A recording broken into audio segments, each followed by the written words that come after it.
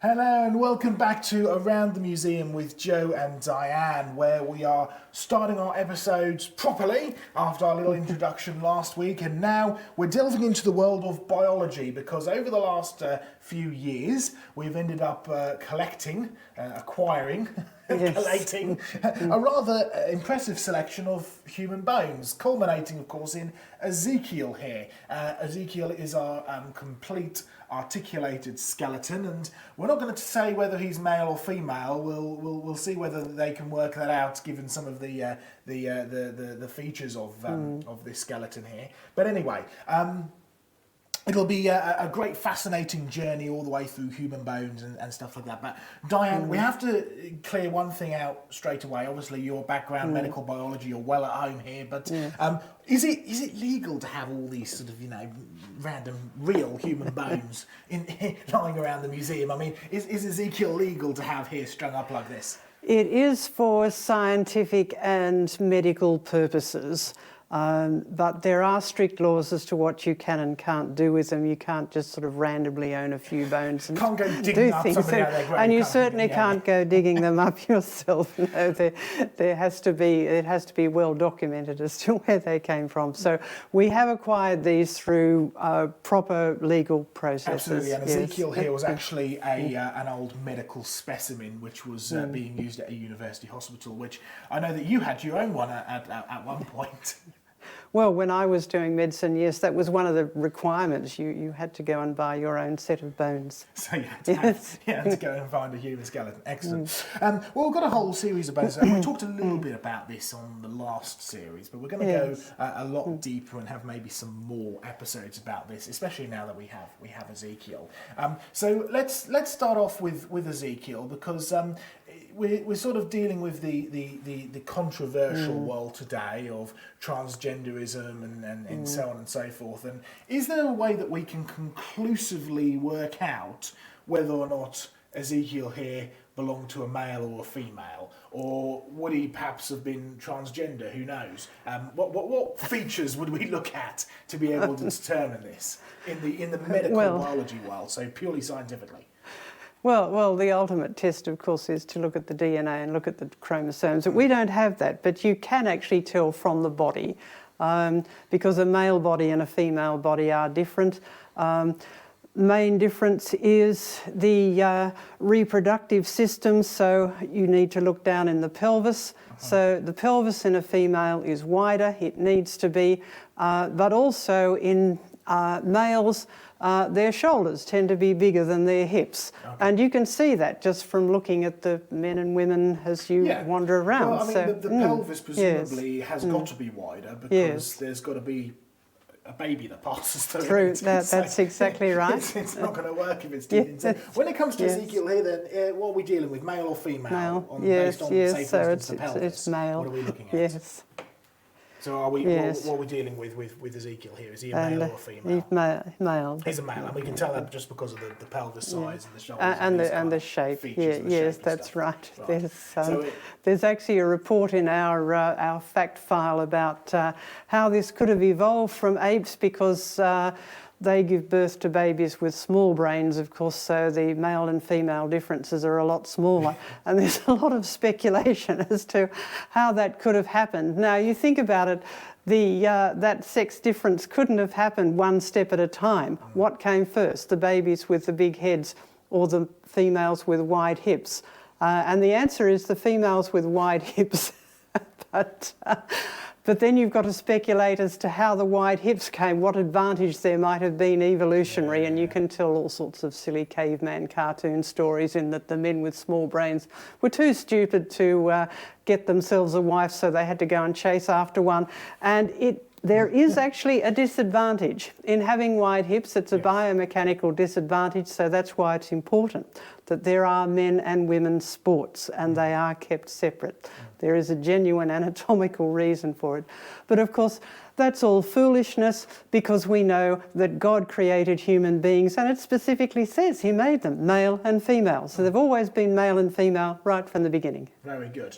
So when it comes to our design then, because this, you're on home ground here with the medical biology and with the bones and stuff like that. And one of the big claims that you'll often find with atheists and evolutionists, people like Richard Dawkins, a number of different medical biologists as well, people like Alice Roberts, whose background in anthropology. One of the claims is that the human body has so many design flaws. In other words, there's so many problems with the way that the human body is designed that there would never be any evidence of it having been created. It must have surely come from millions of years of mistakes, which is what the process of evolution is.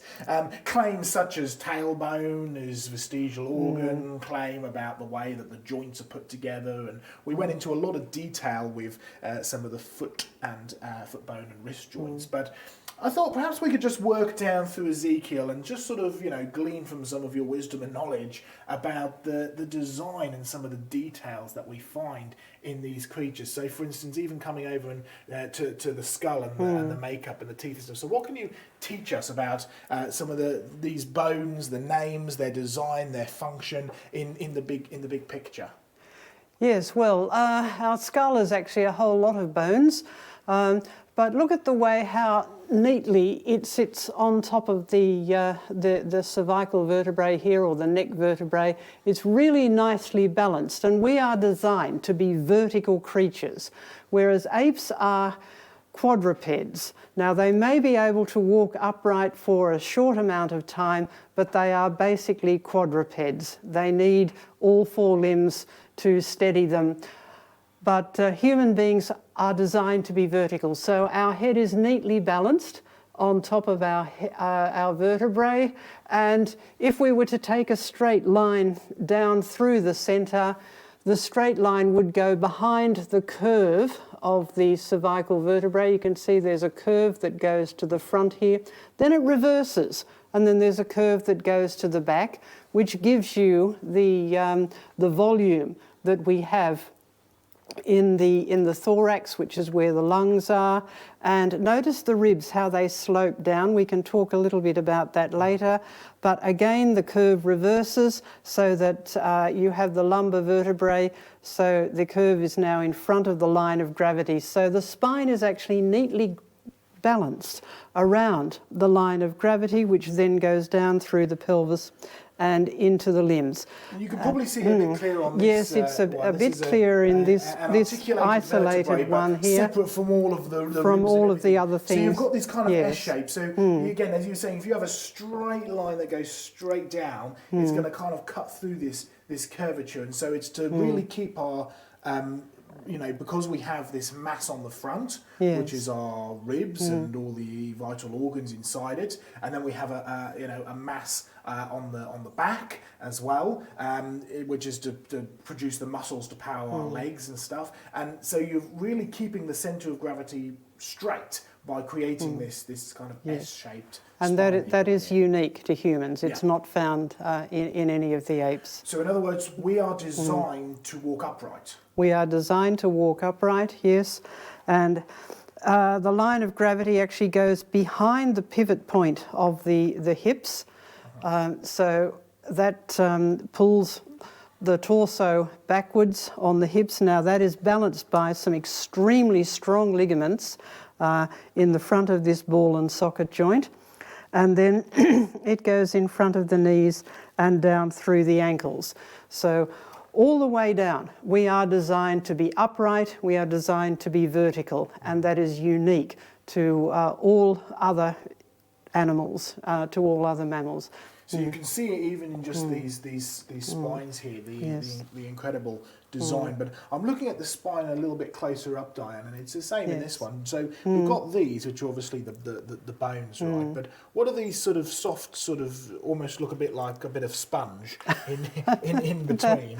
Those are called intervertebral discs, and they are a mixture of cartilage around the outside with a lot of fibrous tissue that holds them tightly bound to the bones, and they have a sort of soft, squishy centre.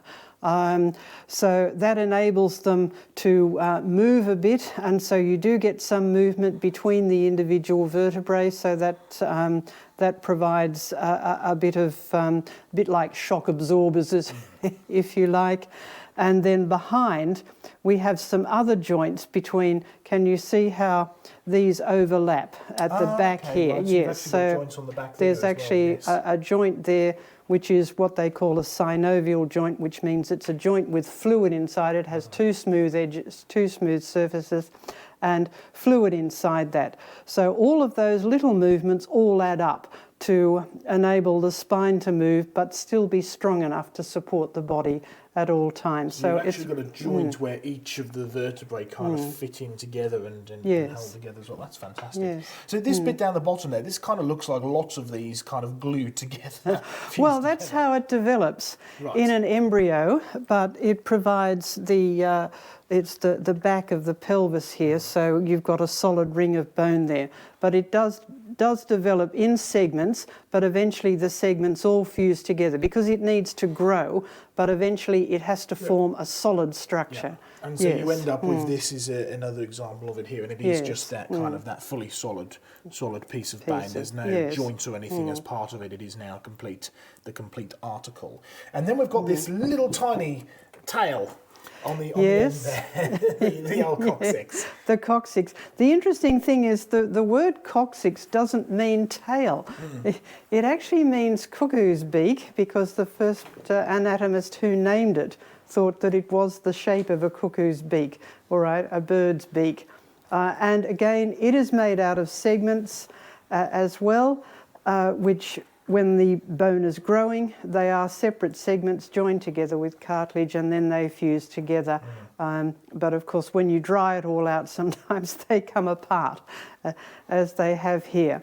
But there's, and it's often proclaimed to be a vestigial organ or an evolutionary leftover. Well, that's what I was going to say, because I have my old biology high school textbook here, which was published in 2007. So it's not the newest, but it is. It's in the modern world of biology, and there's actually about 4 or 5 chapters which deal specifically with evolution and evidence for evolution. So we're dealing with evidence for evolution. We're on page 296, anatomical evidence, and it talks about things like we've got the limbs, the structures, the famous the fraud of embryo, which we can talk about later, probably in a later episode. But I just want to quote this a little bit, because it says part of the anatomical evidence, the evidence from anatomy for evolution, is vestigial structures, which are anatomical features which are fully developed in one group of organisms but are reduced or have no function in similar groups. And it quotes a few, but then it states at the bottom, humans have a tailbone but no tail. Now, the term tailbone, because the claim that they're clearly making there is, they're equating the tailbone to a tail. Right, because they're saying, well, here's a tailbone, but there is no tail, therefore it's a leftover, it's a vestigial organ. But would this ever, even by biological terms, have been any form or connection to a tail, given what we know about its role today? Well, there's no tail here. This is just a triangular structure, and it is attached to very strong ligaments that go across the base of the pelvis. And they actually help hold up your pelvic organs, which is a very important function. So it's not useless at all. So, but when we're dealing with monkeys or whatever, which do have tails, does their tail hold up all the same organs that our tailbone, our coccyx does? Well, the tail itself, the bit that actually sticks out, has a whole lot of bones in it, because it's not just made out of soft tissue. It's not like an elephant's trunk. No. A tail of a mammal actually has bones in it. Now, they look nothing like this because they're much longer, and they have individual muscles for the animal to move it. So that's quite a separate structure that is. Nothing like it at all. It's not a tailbone. It's not a tail. It's got nothing to do with tails. It doesn't function like a tail. There's no evidence that it ever did function like a tail, but it is required in order to have a functional human body, because it holds everything together. And like we say, one of the, for the people who claim that it is just a vestigial organ, the easy answer is, well, get it removed and see how well you navigate a toilet after that, right? It's just not going to work. So it really has got nothing to do, it would be false to try and equate this as evidence for evolution. Oh yes, it's absurd. One of the most important functions of bones is to act as anchor points for our muscles and ligaments. And this is a whole lot of ligaments actually converge on this, and it's very important for holding up your pelvic organs. Yeah. And fitting them all together. So, yes, I'm afraid, even though this is a relatively new book, it's using some fraudulent, not just blatantly fraudulent, but false and misleading evidence for evolution. So do be wary, particularly if you're parents and you're schooling or home educating your children and you're using resources like this. It's amazing the kind of fraudulent information that gets hidden into it, but is presented as purely as fact. Just a simple statement like humans have a tailbone but no tail is not only false in both senses, because it's not a tailbone and we have any tail at any point. It just completely misrepresents any of the evidence that you can find in this. So the spider's evidence of good design, but I mean, I have to admit, Diane, even in my my youth, I still have problems with my back. I have to visit doctors and stuff to try and fix it. I've put it out really badly before, and some days it's a struggle to even just get up and move about. So surely that's evidence that the back could have been better designed. I mean, I wouldn't be getting out of bed with all the aches and pains then. Well, I've experienced that myself, one of those intervertebral joints. I had a problem with one of those and had to have an injection into it. But in any piece of machinery, the hardest working parts wear out first.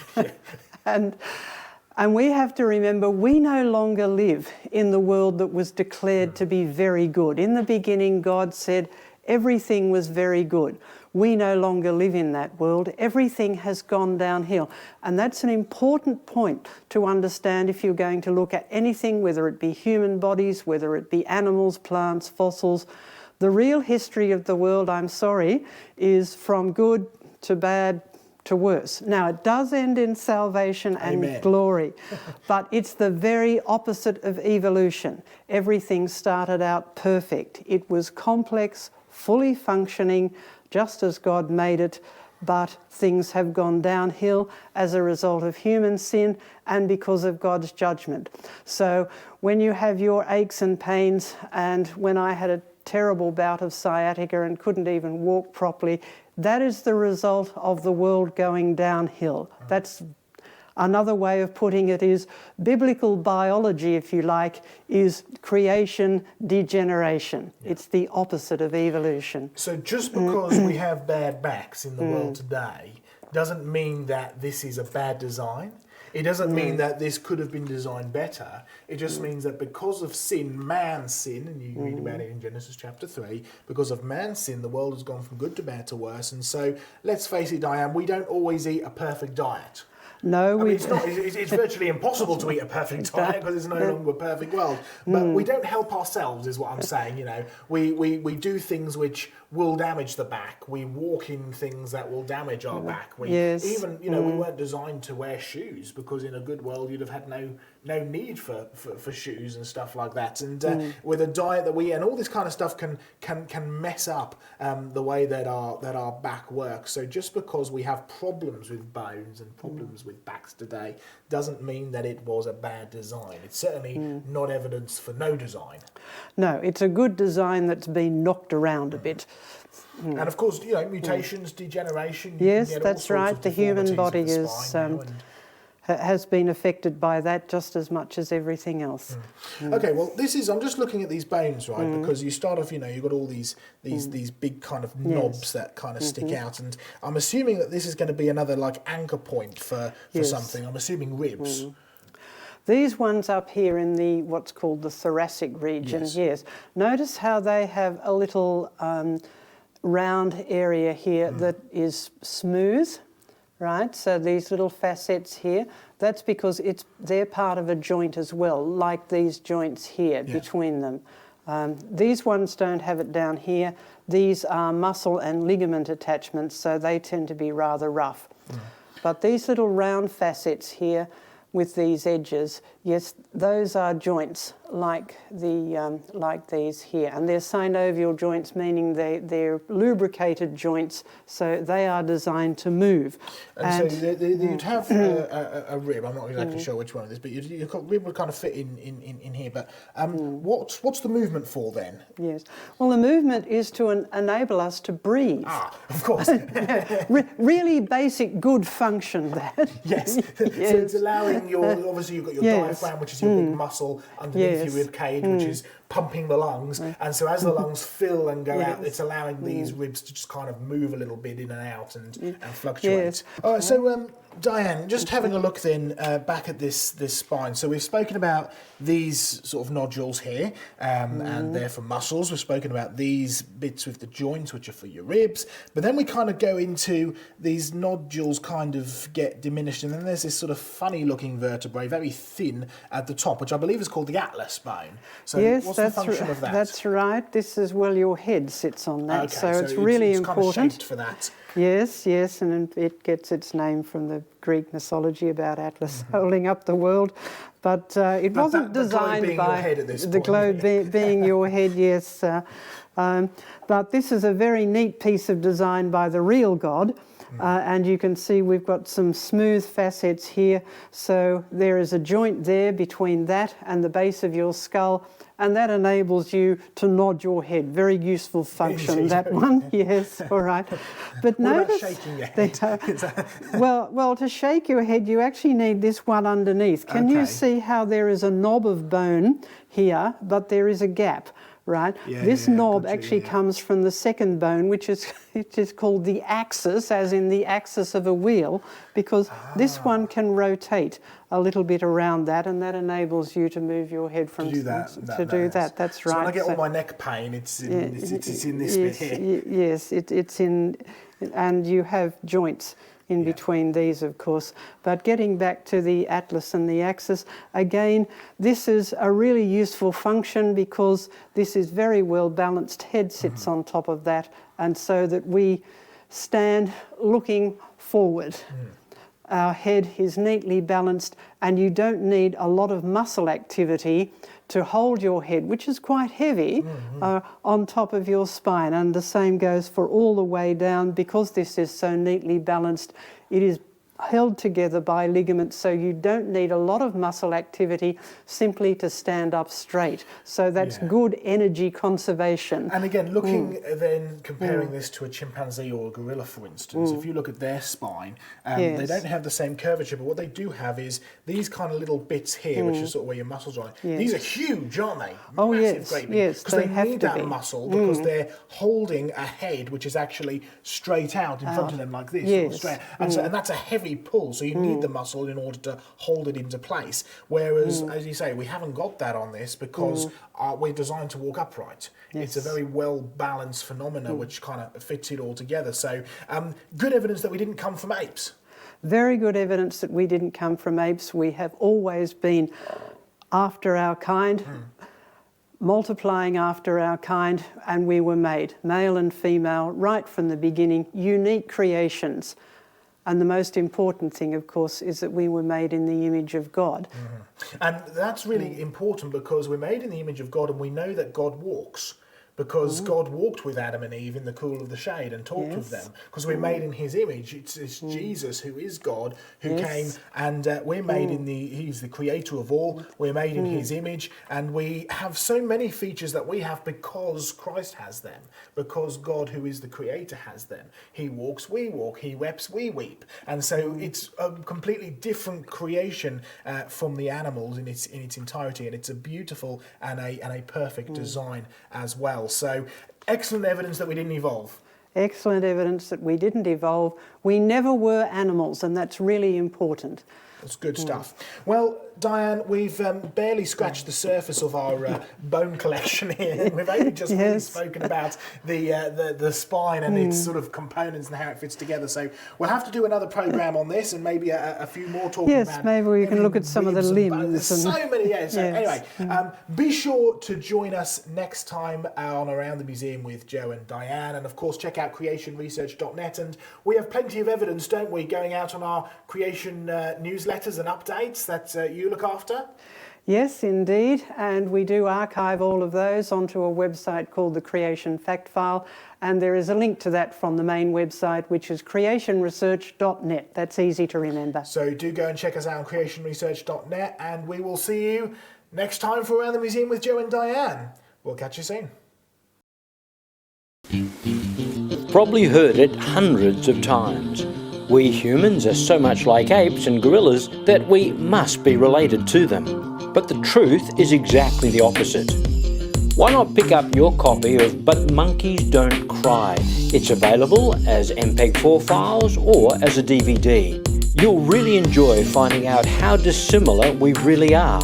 Great for families or teens, or in fact anyone who wants to see as well as hear the evidence. Go to the Creation Research Shop and order your copy now.